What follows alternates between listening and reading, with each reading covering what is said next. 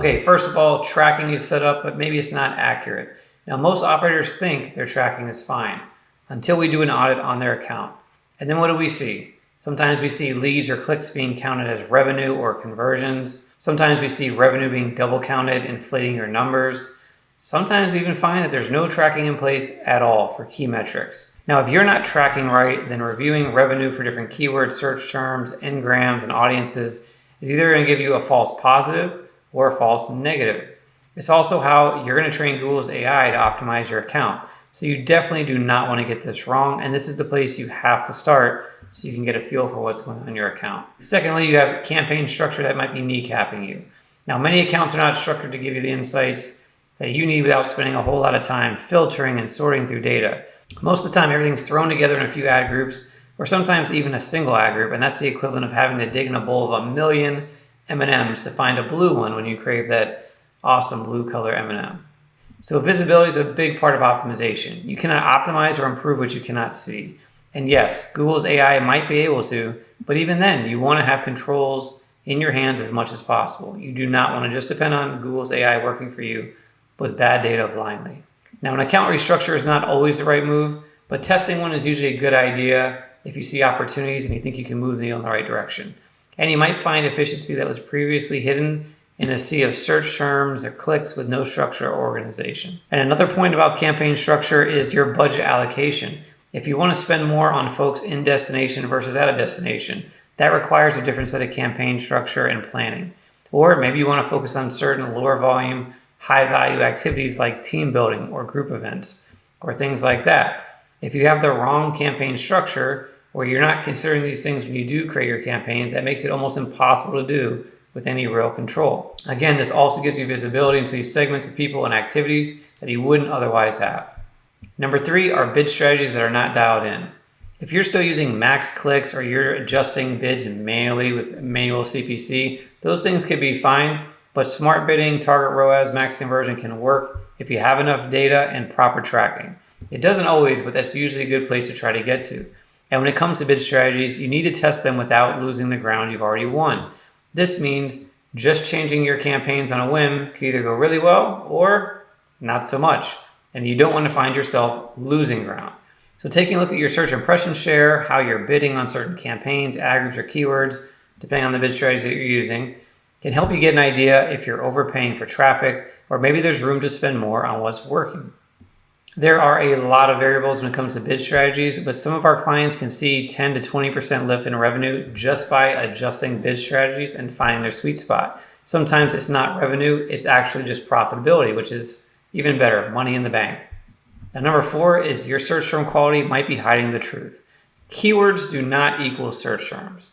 What you give Google as a keyword is not a guarantee that they will show only people searching for that keyword your ad. So with search terms, you need to regularly review how Google matches your search terms to your keywords. These days, keywords are more like a suggestion to Google due to how they match people's searches. For example, Google can decide that your boat rental near me keyword should show an ad to someone looking for yacht parties Miami, even if they're not in Miami. Depends how things are set up. But since these things might be loosely related, Google thinks they might be the same thing. And we both know that these can be a completely different person and intent. And this is where we often find the most wasted ad spend, and it wasn't necessarily because you had the wrong keywords. It's usually just a combination of the wrong match types, the wrong settings, lack of account oversight, and that's what hurts you. Also, your campaign structure plays into this a bit as well, which we just covered previously. Also, watch out for your branded terms showing in campaigns for regular search traffic. If branded and non-branded queries are blended together, your best performing search terms can hide underperformers and force you to optimize for both together and make it impossible to scale. We've seen that time and time again. Then you've got competitor searches. Google is known for showing your ads in front of competitor names all the time. For most advertisers, this is a total waste. If you're getting calls or you're getting inquiries from people thinking they book with you and they're calling because they're running late or to change their reservation, this could be why. If you do want these kind of searches for competitor names, at very least, put them in their own campaign. That way you can see if they're actually drivers of revenue or just driving customer support for someone else's business and wasting your ad dollars. The other thing with search terms is you have to review them at least weekly. You want to remove or negative out any irrelevant traffic, and you want to spend more on what's working the best. That's the plan here. Now, number 5, your website might still be the bottleneck. Hey, you're paying for qualified traffic, but are you giving them a reason to book? Are trust elements like reviews, photos, and availability above the fold and easy to see?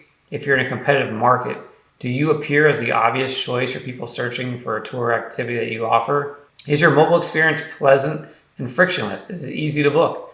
Can I book a tour in under 60 seconds if I know exactly what I want and I have a credit card in hand? A site that looks good isn't always a site that converts, and small tweaks can have a big impact. Now, monitoring what happens on your website and improving over time is really never finished. So if you notice friction or places on the page where people tend to drop off, then you might want to test some things on the page to improve that experience. And if you don't know how to tell, try using Microsoft Clarity, which is a free tool that we use, and it helps you see what happens post-click. So from people on your website, you can see recordings of it. It's super helpful and super impactful. Now, if you're thinking, hey, this all makes sense, but I want to see how it applies to my account, or I don't have the time to do any of this, and I don't even know if my team or my agency does either. That is exactly what I do in my paid Google Ads video audit.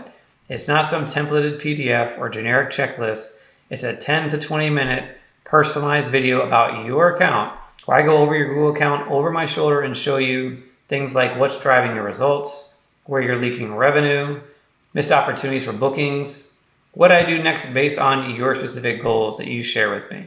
I'll call out specific campaign settings, keyword and search term mismatches, missed tracking, and bidding opportunities. So whether you run ads yourself or use an agency, this will give you a clear, actionable roadmap to get more bookings from the budget you're already spending.